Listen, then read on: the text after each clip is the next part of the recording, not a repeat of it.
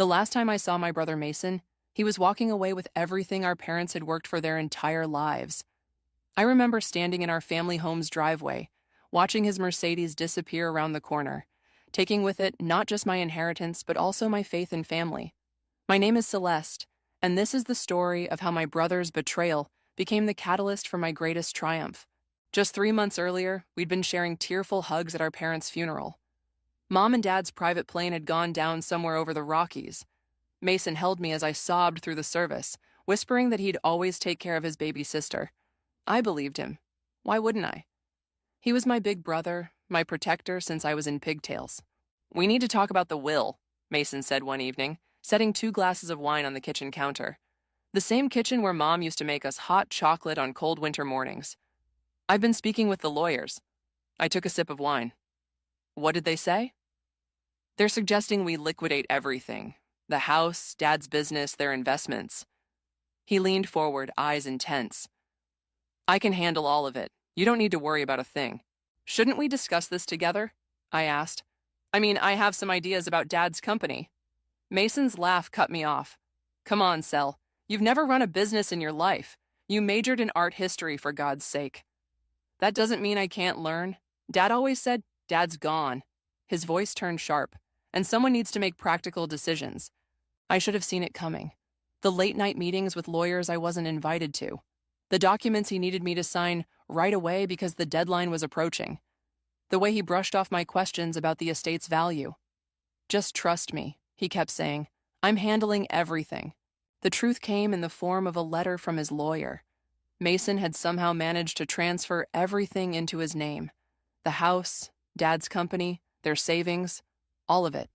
He'd used my signatures on those rushed documents against me, claiming I'd willingly signed away my rights to the inheritance. "You're making a mistake," Isabella, my best friend, said when I called her in tears. "You need to fight this. Get a lawyer." "With what money?" I laughed bitterly. "He's cleaned out everything, Bella, everything." The confrontation happened on a Sunday afternoon. Mason was supervising the movers who were packing up our childhood home, the home he'd just sold without telling me. "How could you do this?" I demanded, following him through the half-empty house. "They were our parents, Mason. Both of ours." He turned to face me, and I barely recognized my brother in his cold expression. "Look, this is for your own good. You've always been the dreamer, Cel. You'd blow through this money in a year on some artistic venture or whatever. I'm the practical one. I know how to manage wealth." "So this is you protecting me?" My voice cracked. "By leaving me with nothing?" "You'll thank me someday," he said, checking his Rolex, Dad's Rolex, "when you learn to stand on your own feet instead of relying on handouts." That was the last conversation we had, 5 years ago today. I watched him drive away with everything our parents had built, everything they'd meant to leave for both of us. The spring air was warm, but I felt cold to my core. That night, I sat on the front steps of what used to be my home, looking up at the stars. The same stars Mom used to tell us stories about when we were kids. Mason thought he was teaching me a lesson about standing on my own feet. Fine. I'd learned that lesson so well it would come back to haunt him. "You okay?" Isabella asked, sitting beside me. She'd come over as soon as I texted. "No," I admitted, wiping my eyes. "But I will be." "What are you going to do?" I took a deep breath, feeling something hard and determined settle in my chest.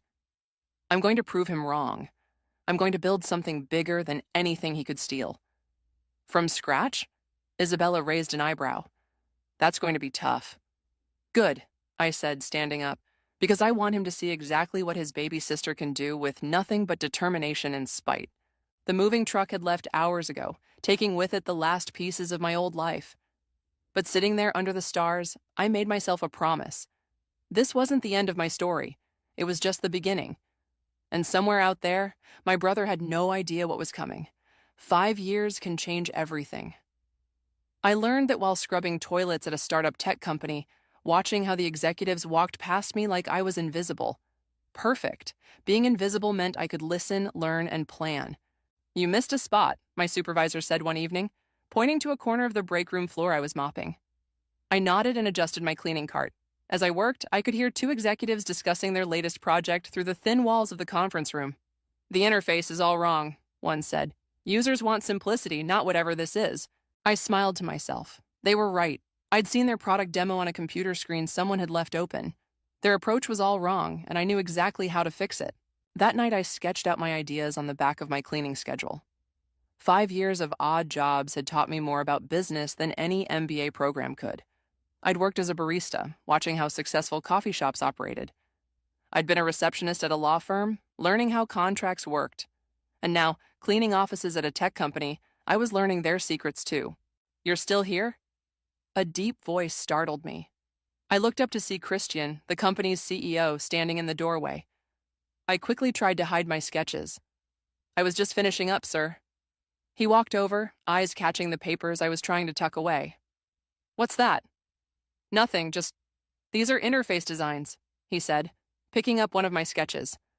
"And they're actually quite good. Did you do these?" I straightened my back. "Yes, sir. I noticed some issues with the current design and thought, 'You're the cleaning lady,'" he said, but not unkindly. "How do you know about UI design?"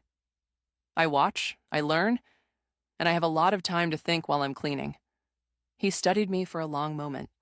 "Come to my office tomorrow morning, 9 a.m. sharp." That meeting changed everything.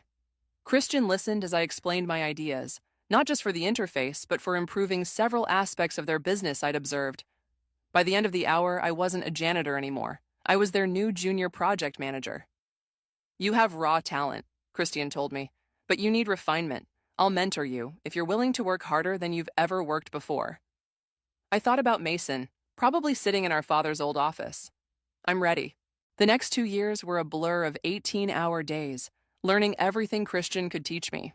I absorbed knowledge like a sponge, turning my observations into innovations.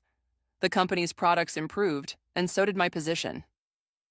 "You're wasted here," Christian said one evening, after I'd successfully launched my third project. "You need to start your own company." I laughed. "With what money?" "With mine." He slid a business card across his desk.